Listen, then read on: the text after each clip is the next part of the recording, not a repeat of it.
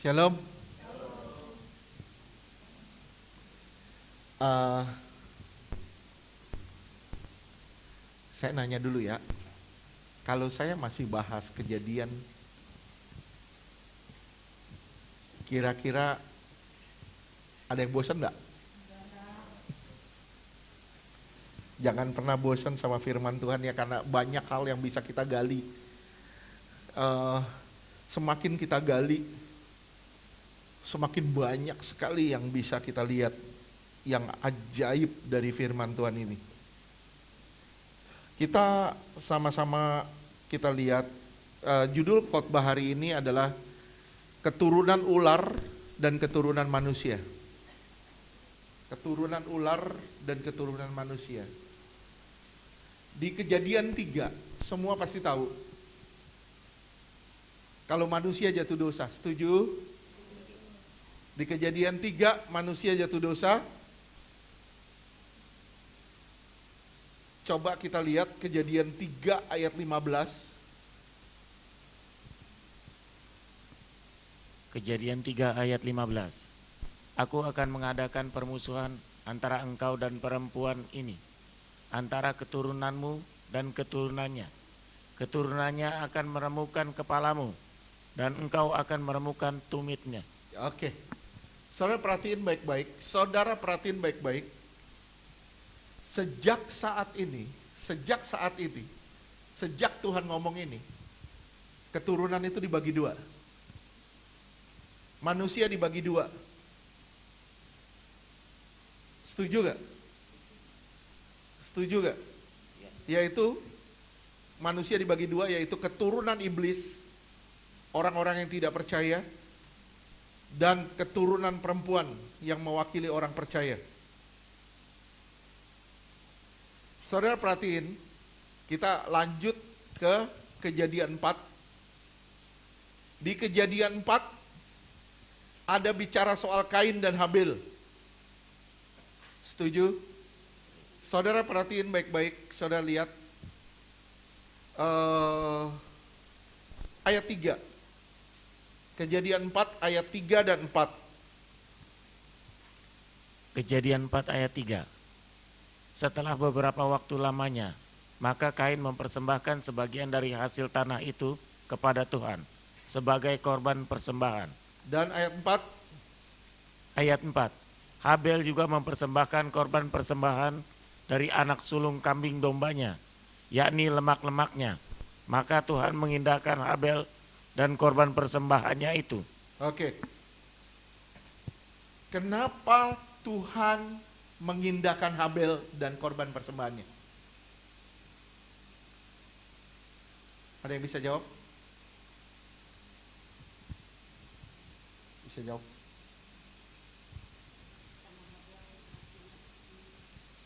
Oke.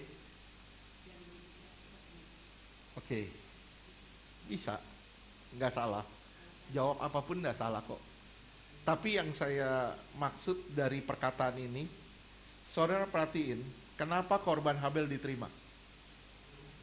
Karena dari anak sulung kambing domba. Sebenarnya salah tidak kalau Kain mempersembahkan tumbuh-tumbuhan? Salah gak? Enggak, karena itu korban syukur, ucapan syukur.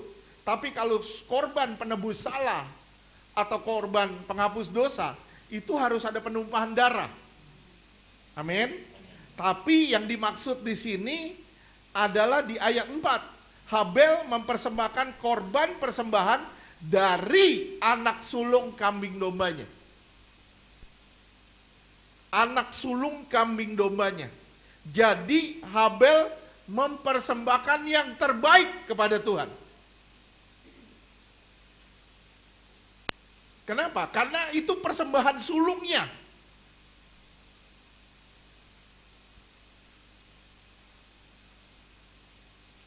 Kenapa Kain nggak mempersembahkan persembahan sulungnya? Padahal dengan tumbuh-tumbuhan, maaf saya bilang, Kain pun bisa mempersembahkan korban sulung. Setuju gak? Tapi karena Kain hatinya tidak di Tuhan, Kain hatinya tidak di Tuhan, oleh sebab itu, Kain tidak mempersembahkan yang terbaik. Kain tidak mempersembahkan yang terbaik. Berapa banyak orang hari ini mempersembahkan sesuatu buat Tuhan, tapi tidak yang terbaik. Berapa banyak hari ini mempersembahkan sesuatu dari kelebihannya. Jika saudara punya kelebihan, itu gak sukar. Tapi jika saudara lagi kekurangan dan saudara bisa mempersembahkan persembahan, itu baru yang terbaik. Ingat seorang janda yang mempersembahkan korban, dia mempersembahkan 2 dinar, itu pekerjaan dalam 1 hari loh. 1 hari, apa yang dia kerjakan 1 hari itu, semua dia persembahkan buat Tuhan.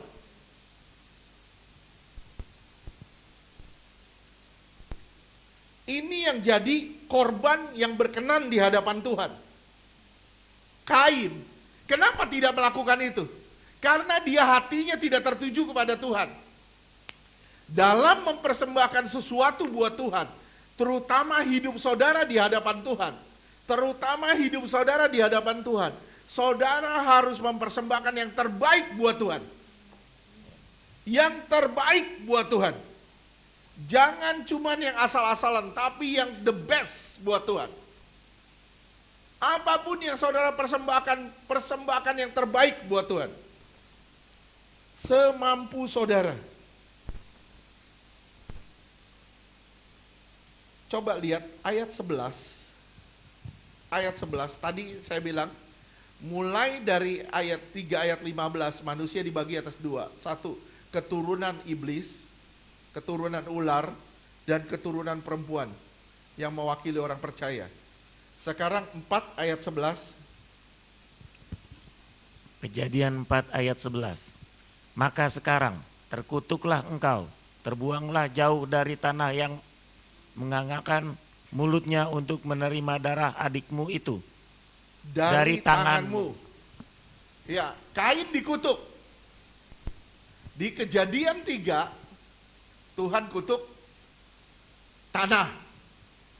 Tuhan kutuk Hawa.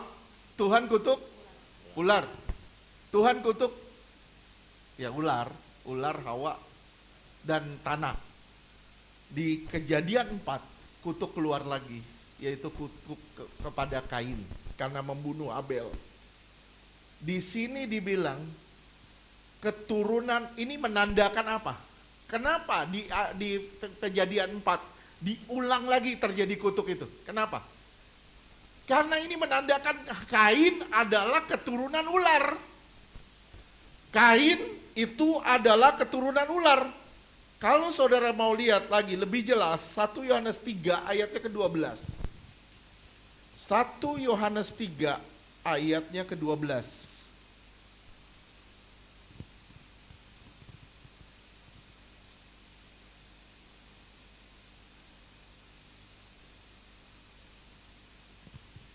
Satu Yohanes 3 ayat ke-12. Ya. 1 Yohanes 3 ayat 12. Bukan seperti Kain yang berasal dari si jahat. Kain berasal dari si jahat, terus? Dan yang membunuh adiknya. Terus? Dan apakah sebabnya ia membunuhnya? Sebab segala perbuatannya jahat. Terus? Dan perbuatan adiknya benar.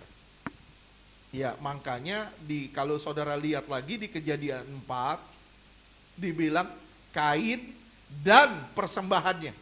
Dipisahkan Kain dan persembahannya. Kain yang gak berkenan, persembahannya jadi gak berkenan.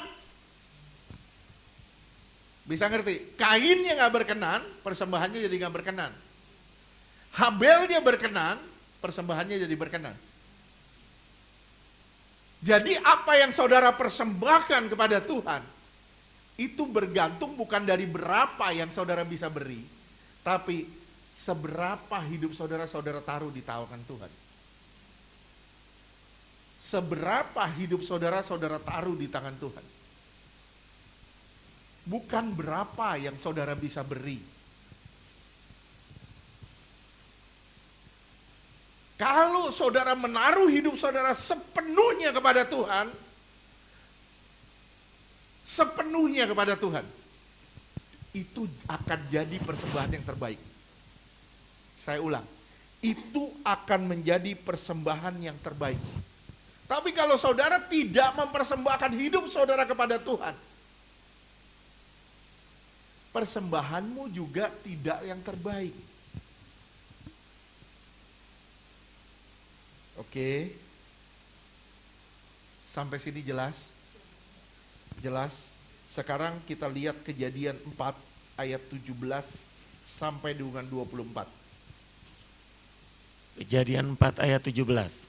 Kain bersetubuh dengan istrinya dan mengandunglah perempuan itu, lalu melahirkan Henok. Kemudian Kain mendirikan suatu kota dan dinamainya kota itu Henok. Ya. Menurut nama ini anaknya. Henok lain ya, Henok lain bukan Henok keturunan Set. Terus ini Henok keturunan Kain. Terus Ayat 18. Bagi Henok lahirlah Irad. Dan Irad memperanakan Mehuyael. Mehuyael. Dan Mehuyael memperanakan Metusael. Metusael. Terus Dan Metusael memperanakan Lamek. oke, terus 19. Lamek mengambil istri 2 orang. Yang satu namanya Ada, yang lain Jila. ya, di sini terjadi perselingkuhan pertama kali. Ya, jadi ini yang namanya keturunan rusak, keturunannya udah rusak, keturunan iblis. Lihat, keturunan iblis rusak. Gimana caranya? Mulai dari perzinahan, terjadinya perselingkuhan. Lamek mengambil 2 istri, yaitu Ada dan Zila. Terus Ayat 20. Ada itu melahirkan Yabal. Dialah yang menjadi bapak orang yang diam dalam kemah dan memelihara ternak. Terus Ayat 21. Nama adiknya ialah Yubal. Dialah yang menjadi bapak semua orang yang memainkan kecapi dan suling. ya, di sini mulai terjadi peradaban. Mulai adanya budaya, kebudayaan mulai bertambah, peradaban manusia mulai meningkat. Terus Ayat 22. Jila juga melahirkan anak yakni Tubal Kain, bapak semua tukang tembaga Tubal Kain, bapak semua tukang tembaga. Terus dan tukang besi. Adik perempuan Tubal Kain ialah Naama. oke. Ya, jadi ini peradaban. Sekali lagi saya bilang ini peradaban yang naik, yang bertambah. Saudaraku mau ngomong apapun, saudara mau ngomong apapun, semakin bertambahnya peradaban manusia, semakin bertambahnya teknologi contohnya. Peradaban manusia sekarang, kita lihat bertambahnya teknologi, semakin manusia akan bertambah jahat. Manusia nggak akan jadi baik. Manusia akan terus bertambah jahat seiring bertambahnya peradaban manusia. Saya bilang, ini handphone di tangan kamu, di tangan saudara, bisa jadi apa? Saudara mau browsing ular, saudara bisa. Saudara mau browsing ular bisa. Saudara mau browsing yang benar pun bisa. Tapi sekali saudara browsing ular, saudara akan browsing terus ular.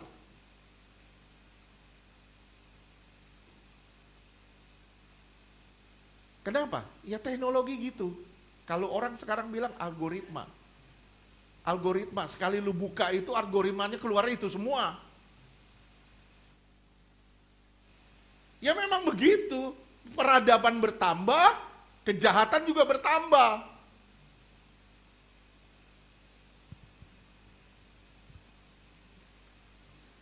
Terus ayat berikutnya. Kejadian 23. 4 ayat 23. Berkatalah 2 istrinya itu, Ada dan Jila, dengarkanlah suaraku, hai istri-istri Lamek, pasanglah telingamu kepada perkataanku ini. Aku telah membunuh seorang laki-laki. Aku telah membunuh seorang laki-laki. Terus? Karena ia melukai aku. Membunuh seorang muda karena ia memukul aku sampai bengkak. Terus 24. Ayat 24. Sebab jika Kain harus dibalaskan 7 kali lipat, maka Lamek 77 kali lipat. Ya, 70 kali 77 kali lipat. Ya sebenarnya maaf ini bahasanya sama dengan apa yang Tuhan katakan. 70 kali 7 kali. Tapi di sini diterjemahkan 77 kali lipat. Sebenarnya bahasanya sama, 70 kali 7. Kalau kita harus mengampuni, kenapa? Jadi saudara tahu alasannya waktu Tuhan bilang, kenapa kamu harus mengampuni 70 kali 7 kali? Kenapa? Karena dosa manusia, pembunuhan itu terjadi juga ketika Lamek menyombongkan diri dan dia bilang, lihat gue udah bunuh orang 2. Dan dia bangga. Kalau Kain dibalas 7 kali lipat, Lamek 70 kali 7 kali lipat. Ya makanya mengampuni, Tuhan bilang 70 kali 7 kali. Oke, sampai sini jelas? Kain bunuh Habel. Saya tanya sama saudara, waktu Kain bunuh Habel, Kain takut gak? Takut gak? Coba lihat ayat 4 ayat 15. Kejadian 4 ayat 15. Firman Tuhan kepadanya, sekali-kali tidak, barang siapa yang 14 dulu deh, 14. 14. Kejadian 4 ayat 14. Engkau menghalau aku sekarang dari tanah ini, dan aku akan tersembunyi dari hadapanmu, seorang pelarian dan pengembara di bumi. Maka barang siapa yang akan bertemu dengan aku, tentulah akan membunuh aku. Takut gak? Takut gak? Takut. Takut. Kain takut dibunuh. Kain takut dibunuh, ayat 15. Ayat 15. Dia bilang, nah nanti kalau ketemu orang, pasti orang lain juga bunuh gue. Terus? Firman Tuhan kepadanya, sekali-kali tidak, barang siapa yang membunuh Kain akan dibalas kepadanya 7 kali lipat. Kemudian Tuhan menaruh tanda pada Kain, supaya ia jangan dibunuh oleh barang siapapun yang bertemu dengan dia. Ya, dia takut. Akhirnya Tuhan kasih tanda supaya dia gak dibunuh. Tapi lihat Lamek. Dia takut gak habis bunuh orang? Enggak. Malah dia bangga. Dia bilang, aku telah membunuh seorang laki-laki karena ia melukai aku. Aku membunuh seorang muda karena ia memukul aku sampai bengkak. Dia bangga loh habis bunuh orang. Dia bangga habis bunuh orang. Lamek bunuh orang, bangga. Harusnya ampuni orang. Makanya Tuhan bilang 70 kali 7 kali. Harus mengampuni. Sementara Lamek bangga bunuh orang karena kebencian, dia bunuh orang. Makanya harus dibalas 70 kali 7 kali. Sampai sini bisa ngerti? Sekarang kita lihat ciri-ciri ular ya. Ciri-ciri ular apa? Saudara perhatiin. Yang paling dasar, tadi kita udah bahas, bunuh. Ciri ular itu bunuh, nggak ada kasih, jadi bunuh. Terus ciri ular yang berikutnya, saudara bisa lihat di Kejadian 4 ayat 17 di sini dibilang gini, 4 ayat 17, Kain bersetubuh dengan istrinya dan mengandunglah perempuan itu. Lalu ia melahirkan Henok. Kemudian Kain mendirikan sebuah kota dan dinamai kota itu Henok menurut nama anaknya. Kenapa dia menamai kota itu Henok? karena dia selalu sayang sama anaknya. Bukan, supaya orang mengingat dia dan mengingat kotanya. Oleh sebab itu dia kasih nama kota itu Henok. Nah, ciri yang pertama itu bunuh, nggak ada kasih. Ciri yang kedua, beri nama kota. Beri nama kota sebagai tanda kejayaan. Sekarang saudara lihat Mesir. Cirinya sama nggak waktu orang Israel di Mesir? Ada kesamaan? Sama? Ular? Ular? Bukan itu, bukan ularnya yang saya tanya.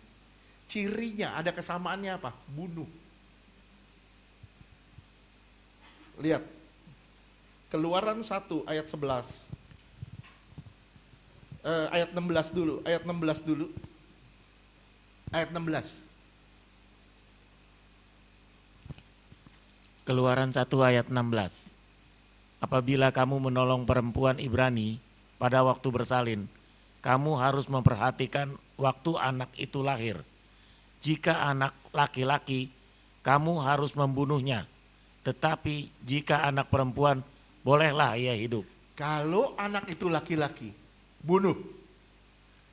Ini ciri yang ada di tadi, yang ada di Lamek, yang ada di Kain, keturunan Kain dan keturunannya. Cirinya apa? Yang pertama, bunuh. 2, beri nama kota. Ayat 11. 1 ayat 11. Keluaran 1 ayat 11. Sebab itu pengawas-pengawas Rodi ditempatkan atas mereka untuk menindas mereka dengan kerja paksa. Mereka harus mendirikan bagi Firaun kota-kota perbekalan, yakni Pitom dan Ramses. Jadi Firaun punya anak 2, Pitom dan Ramses. Dan nama kota itu dinamakan sesuai dengan nama anaknya. Sama nggak sama Kain? Sama. Ini keturunan ular. Keturunan ular. Ada nggak pembunuhan di Mesir? Ada pembunuhan di Mesir? Yang berikutnya, ada nggak pemberian nama tanda kejayaan di Mesir? Ini keturunan ular. Lihat keturunan perempuan. Apa yang terjadi dengan keturunan perempuan? 4 ayat 26. Keluaran 4 ayat 26. Lalu Tuhan membiarkan Musa, pengantin darah. Keluaran Kejadian 4 ayat 26. Kejadian 4 ayat 26. Lahirlah seorang anak laki-laki bagi Set juga, dan anak itu dinamainya Enos. Waktu itulah orang mulai memanggil nama Tuhan. Bedanya di mana? Yang satu membunuh dan memberi nama. Yang lain, yang keturunan perempuan, memanggil nama Tuhan. Jadi Tuhan yang dimuliakan. Kalau di keturunan Kain, Kain yang dipermuliakan.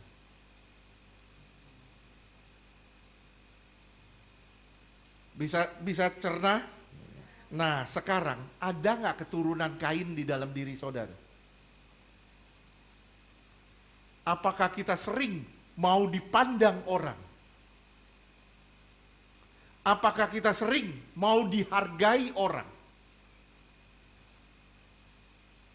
Apakah kita sering, mungkin saudara bilang, saya tidak membunuh Pak, saya tidak pernah membunuh. Tapi di Yohanes dibilang, siapapun yang membenci saudaranya adalah pembunuh manusia. Coba lihat 1 Yohanes 3 ayat 15 kalau tidak salah. 1 Yohanes 3 ayat 15. Setiap orang yang membenci saudaranya adalah seorang pembunuh manusia. Dan kamu tahu bahwa tidak ada seorang pembunuh yang tetap memiliki hidup yang kekal di dalam dirinya. Saudara perhatiin, saya cuma ngingetin kepada saudara, ada nggak ciri ular itu di dalam kita? Kalau saudara ada benci orang, itu berarti masih ada ciri-ciri ular di dalam kita. Mungkin saudara bilang, saya tidak membunuh, tapi membenci adalah membunuh. Yang kedua, ada nggak saudara mencari kejayaan diri sendiri? Pengen dihargai, pengen dihormati, pengen dipandang orang lain. Akhirnya apa? Kita bikin segala cara supaya kita dihormati orang lain. Dan saya bilang, ini ciri ular. Saudara tahu Yohanes 8 ayat 44? Waktu Yesus bilang sama orang Farisi, iblislah bapakmu. Kenapa? Tahu kenapa? Karena orang Farisi selalu mencari jati diri dia. Mau menampilkan siapa dirinya. Orang Farisi selalu mau menampilkan siapa dirinya. Dan orang Farisi itu beribadah supaya orang lain melihat. Itu salah satu ciri ular.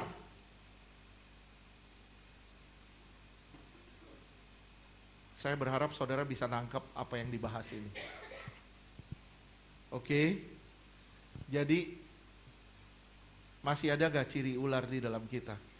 Itu yang harus kita perangi. Gimana Pak caranya racun ular itu bisa hilang dari kita? Gimana caranya racun ular itu bisa pergi dari kita? Gampang, pandang salib aja. Arahkan pandanganmu kepada salib Kristus, kepada Yesus, di mana dia sudah mati bagi kamu. Seperti orang Israel mengarahkan pandangannya kepada ular tembaga. Jika engkau disakiti, engkau pandang, Tuhan pun disakiti. Tuhan juga disalib tanpa kesalahan. Ingat, lihat pada salib. Dan kau akan bilang, dan nanti pelan-pelan racun ular itu akan hilang. Racun ular itu sedikit-sedikit akan hilang dari hidup saudara. Oke? Terus kita naik ke Kejadian 5.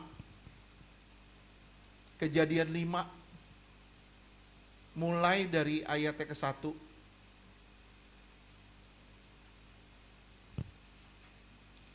Kejadian 5 ayat 1. Inilah daftar keturunan Adam. Pada waktu manusia diciptakan oleh Allah, dibuatnyalah dia menurut rupa Allah. Ya, pada waktu manusia diciptakan oleh Allah, dibuatlah dia menurut rupa Allah. Perhatiin. Terus lanjutkan. Kejadian 5 ayat 2. Laki-laki dan perempuan diciptakannya lah mereka.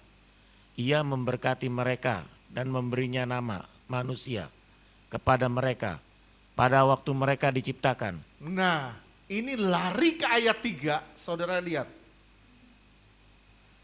Ayat 3. Setelah Adam hidup 130 tahun, ia memperanakan seorang laki-laki menurut rupa dan gambarnya, lalu memberi nama Set kepadanya. Rupa dan gambar siapa? Rupa dan gambar Adam, bukan lagi rupa dan gambar Allah. Padahal di Kejadian 5 ayat 1 dan 2 itu ditegaskan sekali lagi, pada waktu Adam diciptakan menurut gambar dan rupa Allah. Tapi di ayat 3 dibilang Set dilahirkan menurut gambar dan rupa Adam. Jadi gambar Allahnya sudah rusak ketika Adam jatuh dosa. Ini sesuai dengan Roma 5 ayatnya ke-12.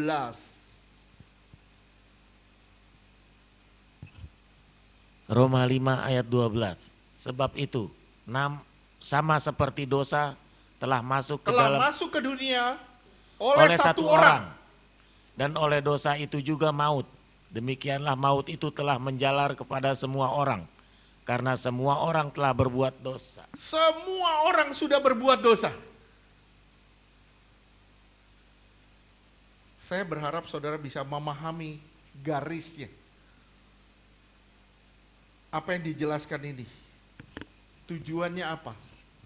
Saudara lihat ya, ini gambar udah rusak nih. Gambar udah rusak. Gambar Allahnya udah rusak. Di dalam diri siapa? Dalam diri saudara dan diri saya. Termasuk di dalam diri kita. Oleh sebab itu, saudara pada waktu lahir, saudara bawa gambar dari orang tua saudara. Bukan bawa gambar dari Allah. Tapi begitu saudara dibaptis, terima Yesus sebagai Tuhan dan Juru Selamat, saudara dibaptis dalam arti diselam. Itu gambar Allah yang dipulihin. Gambar Allah itu digambar ulang. Digambar ulang.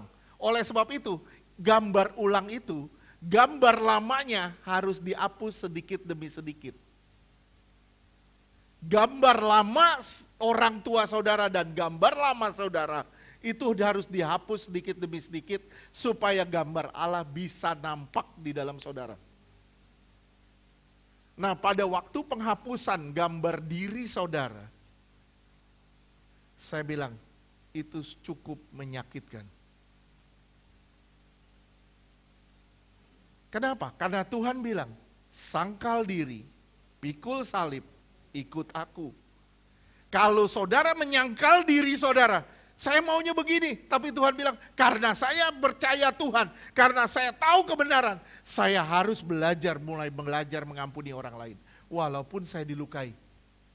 Itu penyangkalan. Saya maunya begini, saya maunya begini, saya maunya begini. Tapi karena saudara sudah milik Yesus, saudara bilang, tapi enggak, apa yang Tuhan mau, itu yang saya akan lakukan. Itu penyangkalan diri. Penyangkalan diri adalah penolakan diri sendiri. Misalnya saya tanya, siapa nih namanya? Pera. Namanya siapa Pera? Kamu bilang, bukan, saya bukan Vera. Kenapa? Karena dia bukan Vera lagi. Tapi dia udah manusia yang baru di dalam Kristus. Ya, walaupun mukanya lama.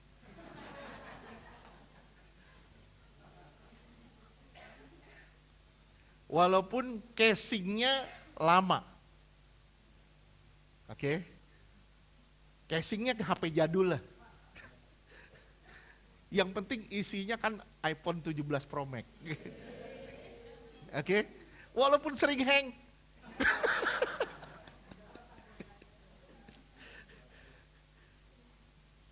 Oke. Itu digambar lagi, itu nggak gampang. Penggambaran ulang itu nggak gampang. Oleh sebab itu jelas di sini, di Kejadian 5, dari ayat 1 dibilang manusia diciptakan segambar serupa Allah. Di Kejadian 5 ayat 3 dibilang, Adam memperanakan anak seperti gambar dia. Bukan gambar Allah lagi. Ini keturunannya sudah rusak. Tapi masih manggil nama Allah, masih beribadah. Apa sih akibat dosa? Apa sih akibat dosa? Terpisah dari Allah, betul. Akibat dosa itu jelas kalau saudara baca di sini. Kematian. Saudara lihat semuanya dari ayat 8, dari ayat 5, ayat 8, ayat 11, ayat 14. Saudara lihat semua mati di situ. Kesamaan semuanya adalah kematian. Nah, yang saya pertanyakan sekarang, saudara tadi baca nggak keturunan Kain? Tadi di Kejadian 4, baca nggak keturunan Kain? Baca kan? Masa sih lupa? Tadi barusan baca. Pak Pepi baca. Saudara perhatiin, ada nggak kata mati di situ? Nggak ada? Ada nggak kata mati di situ? Nggak ada, nggak ditulis. Ada nggak kata umurnya berapa? Nggak ditulis. Kenapa? Karena itu keturunan yang udah hancur. Yang Tuhan catat adalah keturunan yang memanggil nama Dia. Keturunan yang rusak itu nggak dicatat. Saya berharap saudara menyadari ini supaya saudara kembali kepada gambar Allah. Supaya apa? Supaya nanti saudara punya keturunan-keturunan ilahi. Keturunan Kain tidak diberitahu umurnya. Matinya kenapa, nggak tahu. Tapi kehidupan orang percaya dijelasin di sini, tahu umurnya berapa, dan semuanya ditutup dengan kata lalu ia mati. Artinya apa? Kenapa Pak? Kalau saya tanya sama semua di sini, tolong berpikir, tolong berpikir. Wah, Bapak Ferdi kalau khotbah ajak kita berpikir puyeng. Saya cuma bilang gini, coba berpikir ya. Kenapa di keturunan Set, itu di keturunan dari Adam ke Set, semua ditulis lalu ia mati. Kenapa di keturunan Kain tidak? Karena di keturunan Kain itu udah jelas pasti mati. Karena dia bukan milik Allah. Ngerti? Kenapa di keturunan Set disebut lalu ia mati? Kenapa? Iya. Karena di keturunan Set itu Tuhan mau menegaskan, lu mau orang percaya, lu mau gak percaya, lu pasti mati gitu aja. Kematian itu jadi realita. Kenyataan itu fakta, kematian itu fakta. Makanya selalu bilang, kalau ketika saya di acara kematian, kedukaan, saya selalu bilang gini, saya sering ngeliat ke peti, saya bilang, hari ini dia. Besok-besok bisa kita di dalam situ. Betul gak sih? Hari ini dia. Besoknya siapa lagi?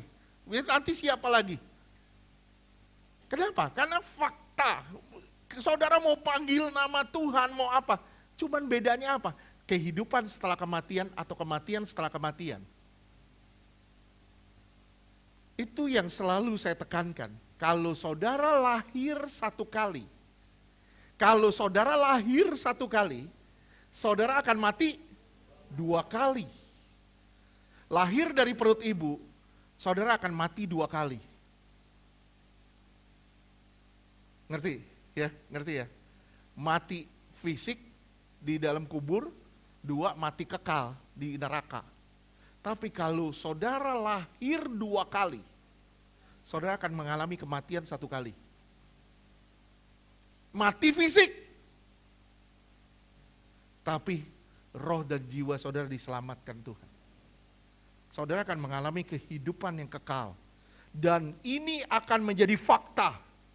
Kematian itu akan menjadi suatu realita. Mau saudara percaya atau saudara tidak percaya, saudara pasti mati.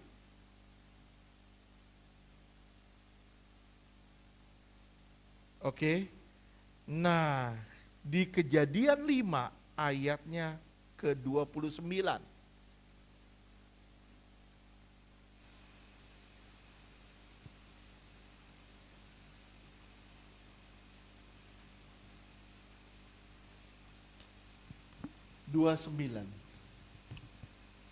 Iya. Kejadian 5 ayat 29. Dan memberi nama Nuh kepadanya. Katanya, anak ini akan memberi kepada kita penghiburan dalam pekerjaan kita yang penuh dengan susah payah di tanah yang telah terkutuk oleh Tuhan. Di tanah yang telah dikutuk oleh Tuhan. Kenapa ini ditulis? Kenapa ini ditulis? Ada yang bisa jawab? Vera bisa jawab? Nggak bisa? Oke, kenapa ini ditulis? Seperti tadi, kenapa kematian ditulis? Kematian itu jadi realita. Mau dia percaya, mau dia tidak percaya. Itu fakta. Dan kenapa ini ditulis? Kesusahan, pain, itu akan dialami mau dia percaya atau dia tidak percaya. Sekali lagi saya ulang. kesusahan atau kesesakan itu pasti dialami.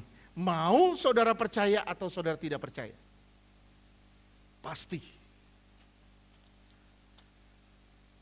Kenapa saya berani ngomong ini? Contoh aja dah, simple. Simple. Saya tinggal di daerah Bekasi. Karena saya orang percaya, saya memanggil nama Tuhan, dan saya cari Tuhan benar-benar. Apakah ketika banjir rumah saya nggak kena? Rumah Intan misalnya kena, semua tetangga saya kebanjiran. Apakah saya nggak kena kebanjiran?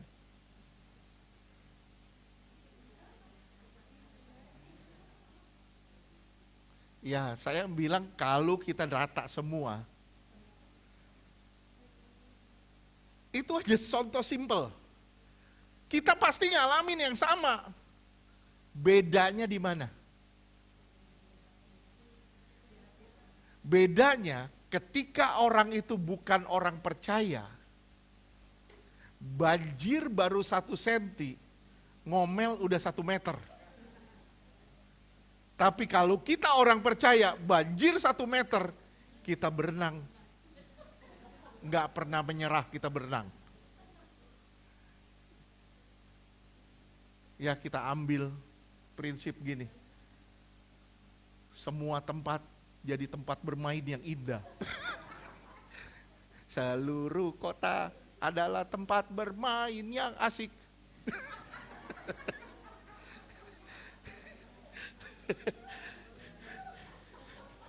Oh, senangnya, aku senang sekali. Nah, kalau mau lihat korban banjir itu Vera.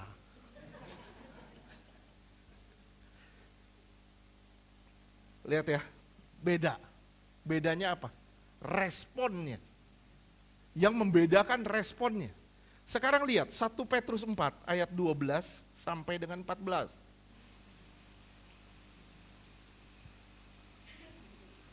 1 Petrus 4. 1 Petrus 4 ayat 12. Saudara-saudara yang terkasih, yang kekasih, janganlah kamu heran akan nyala api, siksaan yang datang kepadamu sebagai ujian, seolah-olah ada sesuatu yang luar biasa terjadi atas kamu. Oke. Terus 13. Ayat 13, sebaliknya, bersukacitalah sesuai dengan bagian yang kamu dapat dalam penderitaan Kristus, supaya kamu juga boleh bergembira dan bersukacita pada waktu Ia menyatakan kemuliaannya. 14. 14. Berbahagialah kamu jika kamu dinista karena nama Kristus, sebab roh kemuliaan yaitu roh Allah ada padamu. Jadi mau saudara percaya, mau saudara nggak percaya, penderitaan itu pasti ada.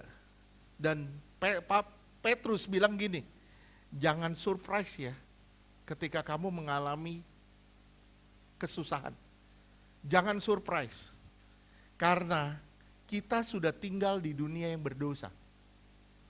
Saudara dan saya sebenarnya sedang tinggal di dunia yang berdosa. Banyak orang percaya tenggelam di dalam ombak penderitaan. Sampai kehilangan iman. Tenggelam di dalam ombak penderitaan. Sampai mereka kehilangan iman, kehilangan pegangan lagi. Sementara Tuhan bilang kita harus bangun iman kita di atas batu karang yang teguh, yaitu Kristus. Kalau saudara membangun iman saudara di atas batu karang yang teguh, mau ombak sebesar apapun, enggak bakal rubuh itu rumah. Saudara akan teguh berdiri, kuat berdiri. Karena saudara dibangun di atas dasar Kristus.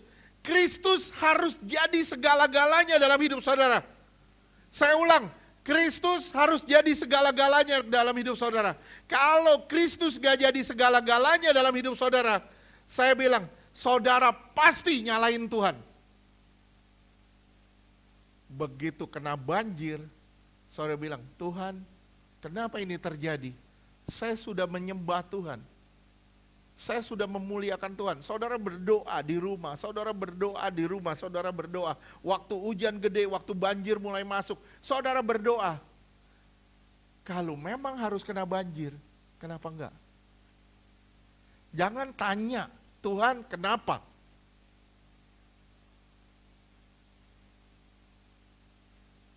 Jangan pernah nyalahin Tuhan juga atas semua yang terjadi. Ada orang pernah ngomong sama saya gini, kalau Tuhan sayang, kenapa harus terjadi?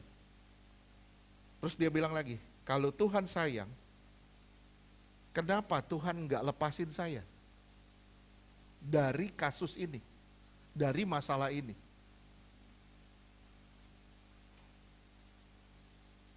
Saudara harus belajar satu hal, ketika saudara menghadapi penderitaan, suffering itu, penderitaan, saudara harus ngelihat dengan sudut pandang yang berbeda.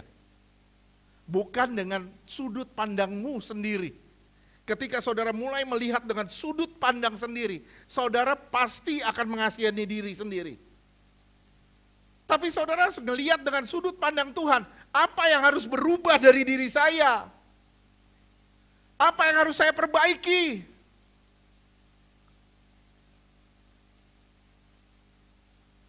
Kok Tuhan gue susah terus hidupnya? Kok Tuhan gue begini? Kok Tuhan gue begini? Bukan itu, tapi gimana caranya saudara memperbaiki diri, memperbaiki iman saudara di dalam Tuhan, sampai saudara bisa bilang, Tuhan terima kasih buat semuanya.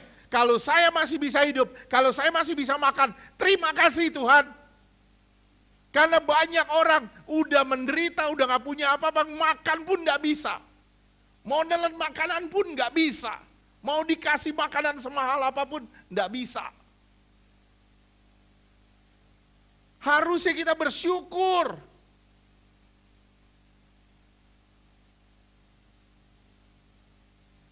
Ngerti ya? Jadi di sini jelas di Kejadian 5, dibilang, masalah itu sudah ada, kita tinggal di dunia yang bermasalah kok. Kita tinggal di dunia yang bermasalah. Kita pasti juga akan bermasalah di dunia ini. Tapi gimana caranya? Masalah tetap ada, tapi hati tetap bersuka cita. Itu kuncinya.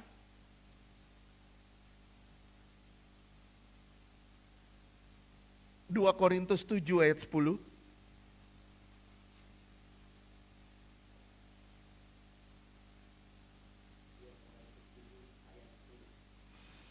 Sebab duka cita menurut kehendak Allah menghasilkan pertobatan yang membawa keselamatan dan yang tidak akan disesalkan. Tetapi duka cita yang dari dunia ini menghasilkan kematian. Duka cita yang dari dunia itu seperti apa? Mengasihani diri sendiri. Terus aja pandang kebutuhan, pandang diri sendiri, pandang keinginan, pandang kebutuhan. Saudara pasti akan membawa kematian, menghasilkan kematian. Tapi cobalah belajar ngelihat Tuhan. Tuhan, saya mau berubah seperti yang Tuhan mau. Kalau saudara ngelihat kepada masalah, saudara bilang, lebih baik gue mati aja deh. Hidup kok begini, sepertinya gak ada jalan keluar, seperti semua buntu. Minggu lalu saya udah ngomong, Roma 8 ayat 28.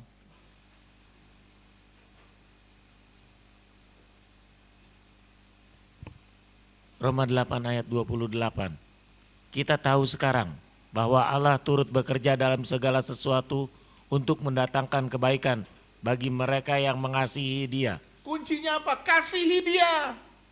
Terus? Yaitu bagi mereka yang terpanggil sesuai dengan rencana Allah. Terpanggil sesuai dengan rencana Allah. Terpanggil untuk menggenapi semua rencana Dia. Saudara, ini semua, saya bilang semua, di sini adalah orang-orang yang terpanggil untuk menggenapi rencananya. Semua, nggak ada yang enggak. Jadi kalau saudara bilang, kenapa lu percaya Yesus? Nggak tahu. Kenapa lu percaya Yesus? Nggak tahu. Kenapa? Karena saudara tidak merasa terpanggil dalam rencana Tuhan. Kalau saudara terpanggil dengan rencana Tuhan, saudara pasti akan giat mengerjakan pekerjaan Tuhan. Apapun itu. Saya selalu bilang sama semua, istri saya selalu ngomong, lu mau dijadwal nggak dijadwal, lu lakukan yang terbaik buat Tuhan. Itu aja.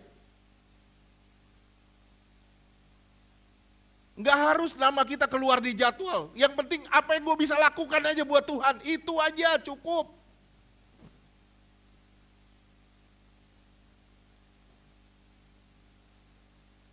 Kenapa bisa begitu? Karena saya terpanggil dalam rencananya. Saudara harus menyadari itu. Minggu lalu saya udah bilang sama saudara, mau kapan selesai? Nggak perlu tahu. Kapan Tuhan masalah selesai? Nggak perlu tahu. Yang saudara perlu tahu, Tuhan sedang bekerja. Itu aja, selesai urusan. Nggak perlu tahu kapan selesainya. Nggak perlu tahu bagaimana cara menyelesaikannya. Yang perlu saudara tahu, Tuhan sedang bekerja.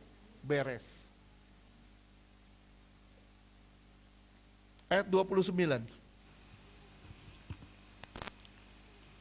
Roma 8 ayat 29. Sebab semua orang yang dipilihnya dari semula, mereka juga Coba lihat ya, coba perhatiin. Saudara dipilih gak dari semula? Terus? Mereka juga ditentukannya dari semula. Saudara ditentukan supaya jadi apa? Terus? Untuk menjadi serupa dengan Supaya gambaran serupa anaknya. dengan gambaran Kristus. Nah, oleh sebab itu saudara harus dibentuk, diproses. Makanya Pak Petrus bilang, Pak Petrus lagi. Petrus tadi bilang, dia bilang, jangan surprise sama suffering. Jangan kaget dengan adanya penderitaan. Kenapa? Karena saudara dipanggil untuk menjadi seperti Kristus.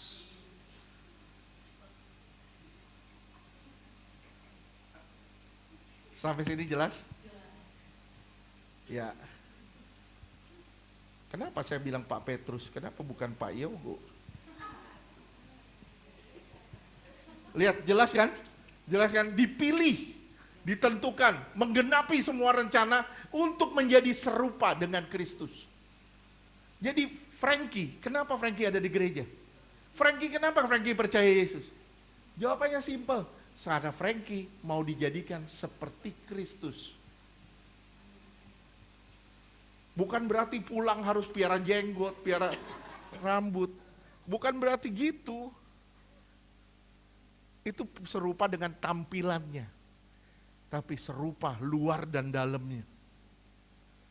Orang ngelihat Frankie akan ngelihat Kristus yang hidup di dalam Frankie. Karena itu panggilan. Panggilan dibuat dia sebenarnya. Panggilan buat saya. Panggilan buat Ibu Sri. Panggilan buat semua yang ada di sini. Jadi kalau saya tanya, panggilan utama saudara apa? Menjadi seperti Kristus, itu tujuannya. Bisa bayangin gak kalau dunia, semua orang menjadi seperti Kristus? Damai. Dikirim rudal, Tuhan saya mengampuni dia Tuhan. Tuhan berkati dia Tuhan. Dikirim rudal, dikirim apa, dikirim ini, dikirim kejahatan semua, itu berkatin aja. Saya mengampuni mereka karena mereka tidak tahu apa mereka berbuat.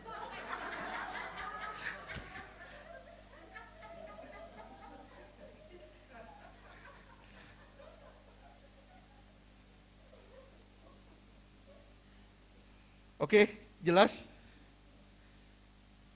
Derita, pain, dan suffering, rasa sakit, dan penderitaan, itu gak familiar sama hidup kita. Kita tuh gak familiar dengan rasa sakit dan penderitaan. Benar-benar itu gak familiar buat kita. Oleh sebab itu rasa sakit dan penderitaan, itu selalu kita skip. Kita gak mau di situ. Gak mau di posisi itu. Kenapa? Karena itu gak familiar sekali buat kita. Saudara baru bisa menghargai sesuatu saat sesuatu itu hilang. Bisa ngerti? Belum saya jelasin. Contoh gini.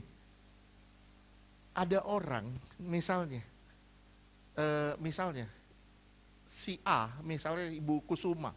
Bu Kusuma kan punya jari utuh ya. Utuh kan? Utuh kan? Ini bagi kita, kelingking itu tidak terlalu bermasalah. Tapi begitu ini, misalnya ada masalah, begitu ini harus diamputasi, kita baru bisa menghargai, ya Tuhan, kelingking gue harus hilang, kelingking gue harus dibuang.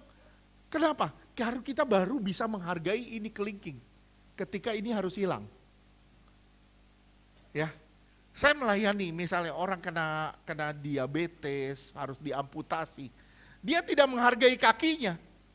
Dia jalan aja kemana, dia hidup suka-suka, dia melakukan hal-hal sesuka-suka dia.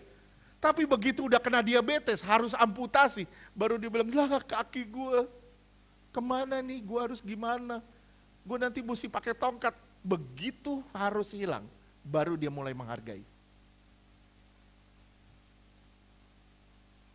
Saya berharap saudara bisa ngerti apa yang saya ngomong ini. Ya, sesuatu baru bisa saudara hargai ketika apa yang saudara lihat itu hilang. Orang hanya berhenti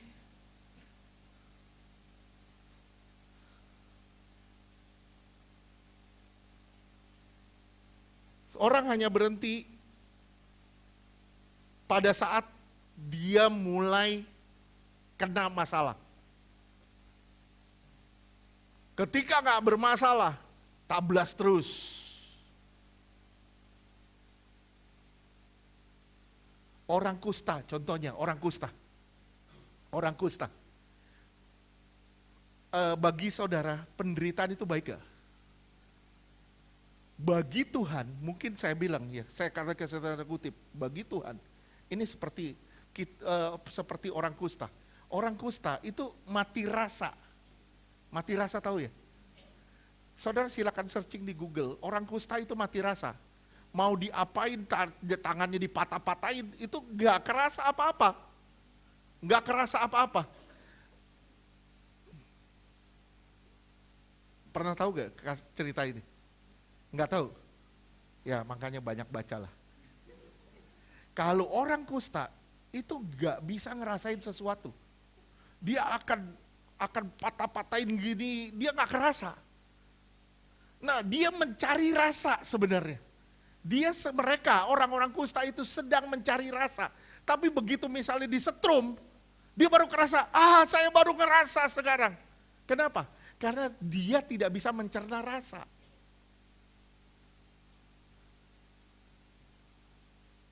Jadi sebenarnya saya tanda kutip ya, pain, rasa sakit bagi sebagian orang itu baik. Tapi bagi kita, bagaimana? Ini yang harus saudara pertanyakan sama diri saudara sendiri. Saya bilang sekali lagi, rasa sakit bagi sebagian orang itu sangat baik. Tapi bagi orang lain belum tentu. Kadangkala, maaf ya, semakin dableknya kita, semakin kita harus disakiti sama orang lain.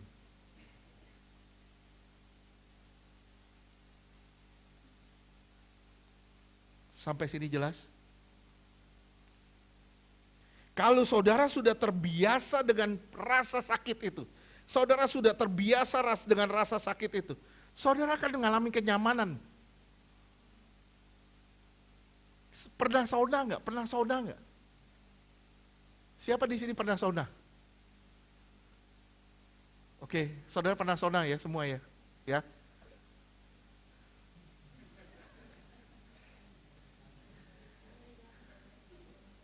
Sauna tuh gimana? Jadi begitu saudara masuk ke ruangan itu dengan suhu 40 sekian derajat, tubuh kita nggak nyaman dengan keadaan itu. Betul? Lama-lama fungsi otak kita bekerja, lama-lama kita beradaptasi dengan keadaan itu. Lama-lama kita jadi nyaman dengan keadaan itu. Kita duduk di dalam sauna yang seharusnya 15 menit, bisa 30 menit. Sampai orang bilang, lu kering lu lama-lama lu.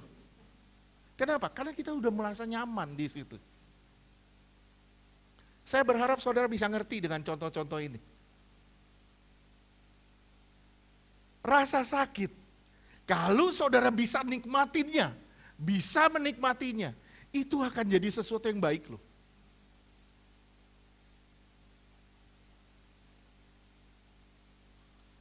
Coba simak ya. Kunci dari kebahagiaan bukan avoid pain, bukan menyangkal derita, bukan. Tapi belajar beradaptasi dengan segala penderitaan. Itu kunci dari happiness, kunci dari kebahagiaan. Bukan skip pain-nya, bukan skip pain-nya, tapi beradaptasi dengan pain-nya. Oke? Misalnya, saudara ada masalah di satu tangan jari saudara. Ada luka. Ya. Nggak nyaman. Saudara mesti nyisir, misalnya nyisir, saudara jadi begini nyisirnya. Yang tadinya bisa semua tangan saudara bisa bergerak. Nah di sini, saudara mulai beradaptasi dengan keadaan nggak nyaman itu. Mungkin pada saat pertama kena, aduh sakit, aduh kenapa begini. Lama-lama saudara akan beradaptasi dengan rasa nggak nyaman itu. Ya, saya ketemu satu keluarga, begitu salah satu anaknya ini harus keluar dari rumah. Dia berontak. Kenapa saya harus keluar? Kenapa gini? Sebenarnya berontaknya dia itu adalah faktor kenyamanan dia yang diambil. Dan Tuhan mau sebenarnya mungkin dia untuk mandiri. Nggak bergantung sama orang tua terus. Tapi dia ditarik sama Tuhan untuk mandiri. Begitu dia ditarik mandiri, dia pain-nya yang dia rasain, pain-nya dulu, rasa sakitnya dulu. Kenapa begini? Nanti begitu dia keluar dari rumah itu, dia akan ngelihat ternyata pain itu good. Rasa sakit itu akan jadi sesuatu yang baik kalau saudara bisa menyingkapinya dengan benar. Halo, bisa paham gak sih? Bisa. Saudara mengalami gak rasa sakit itu? Sekali lagi saya bilang, kunci happiness bukan skip pain-nya, bukan menyingkirkan rasa sakitnya, tapi kunci happiness adalah enjoy the pain. Nikmati rasa sakitnya. Itu kuncinya kebahagiaannya. Saudara lihat ya, ombak, Pak Wismar, ketika kena ombak, nyaman gak Pak? Enggak ya, ombak tinggi. Setinggi misalnya 20 meter, nyaman enggak? Enggak pasti. Tapi begitu Pak Wismar bisa ngelewatinnya, itu ada kebanggaan tersendiri, betul gak Pak? Aduh puji Tuhan, gue bisa ngelewatin bersama Tuhan. Itu ada sesuatu kebanggaan tersendiri dan itu akan jadi kesaksian. Buat istri, buat anak, itu akan jadi kesaksian. Gue bisa ngelewatinnya. Itu pain. Ternyata jadi suatu kesaksian. Nah bagi peselancar, yang ditunggu apa Pak? Yang ditunggu ombak. Nggak mungkin dia di istana boneka dia main seluncur, kan nggak mungkin. Jalannya pelan gitu kan, nggak mungkin, pasti tenggelam. Yang dia cari ombak yang besar. Kenapa? Karena dia sudah terbiasa dengan pain-nya, dengan rasa sakitnya. Kalau saudara mulai terbiasa dengan rasa sakitnya, saudara akan menikmati itu. Saudara mungkin bilang, Pak ngomong jago lu. Iya memang ngomong gampang. Kita udah ngelewatin, saya berdua istri saya ngelewatin. Waduh, 26 tahun pelayanan Iktus. 11 tahun pelayanan Chosen. Saya ngelewatin gimana caranya bisa ngelewatin hari demi hari, gimana caranya bisa ngelewatin supaya pelayanan itu tetap berjalan. Gampang? Enggak.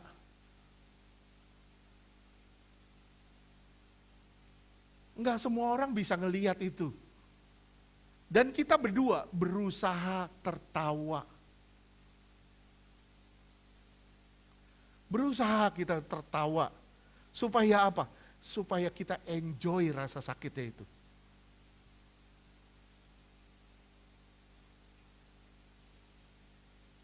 Oke? Orang di kampung itu menderita loh. Diseruduk sama babi hutan misalnya. Ya, orang di kota menderita karena babi juga. Makan babi kebanyakan menderita dia. Jadi pain, rasa sakitnya itu beda-beda. Ada yang menderita diseruduk, ada yang menderita makan.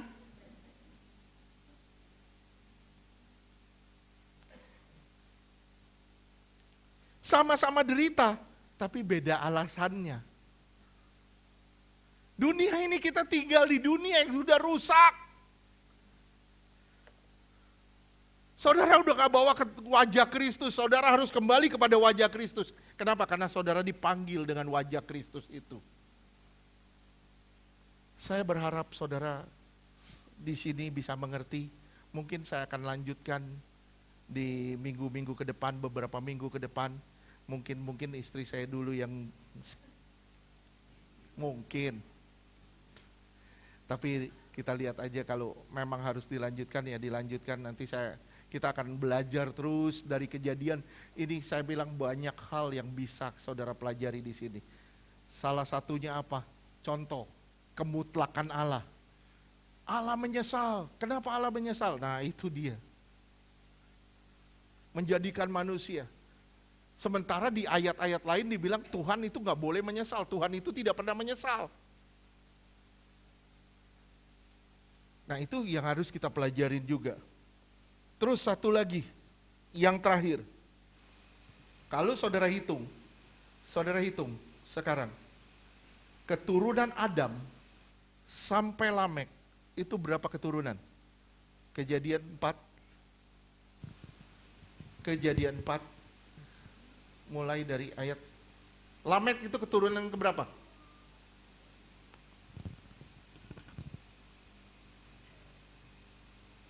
Pertama Adam, ya. Lamek keturunan ke-7. Betul. Saudara disinkronkan sama Tuhan di Kejadian 5. Henok keturunan keberapa? Coba hitung.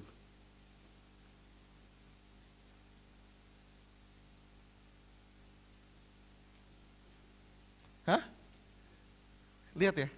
Lamek keturunan yang rusak, itu keturunan ke-7. Henok, keturunan yang benar, yang diangkat Tuhan, itu keturunan ke-7. Soalnya lihat di sini, disinkronkan sedemikian rupa sama penulis Kejadian. Itu hal yang indah banget. Ya saya rasa sampai di sini dulu. Saya cuma bilang sama saudara, nikmati, kalau saudara lagi menderita, nikmati. Belajarlah bersyukur dalam segala hal. Dan bilang, Tuhan itu baik dalam segala perkara. Amin? Oke, amin. Tuhan berkati.